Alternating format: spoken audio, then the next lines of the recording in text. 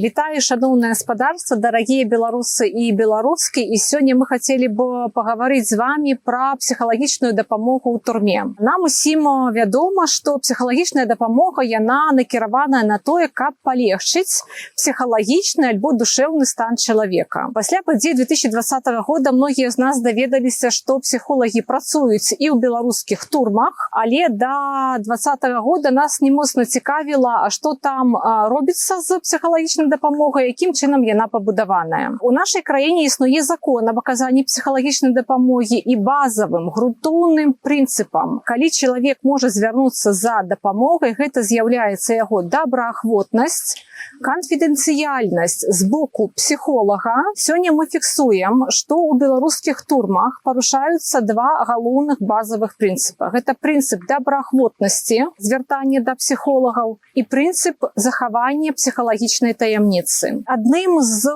найбольш гучных кейсаў з'яўляецца кейс Мікіты Залатарёва, дзе ў гомельскім СІЗА яго прымушалі да супрацы з псіхолагам, ён адмаўляўся, і за гэта была заведзеная другая крымінальная справа. У нас ёсць шматлікія сведчанні, калі псіхолагі на валадарцы прыходзяць і спрабуюць аказваць псіхалагічную дапамогу праз так званую кармушку. Таксама у нас ёсць сведчанні людзей, якія прайшлі праз беларускія турмы, у тым ліку былі катаваныя, праз тое, што псіхолагі яны перадаюць тую таямніцу, якая ім вядомая з правядзення кансультацый. Таксама у нас ёсць кантакты з беларускімі псіхолагамі, якія сёння працуюць внутры сістэмы. І адным з найгалоўнейшых іх праблем з'яўляецца тая праблема, што яны маюць досыць шмат дакументацыі, і яны насамрэч не могуць звярнуцца і адгукнуцца да патрэбаў, да патрабаванняў людзей, якія утрымліваюцца ў пенітэнцыярных установах.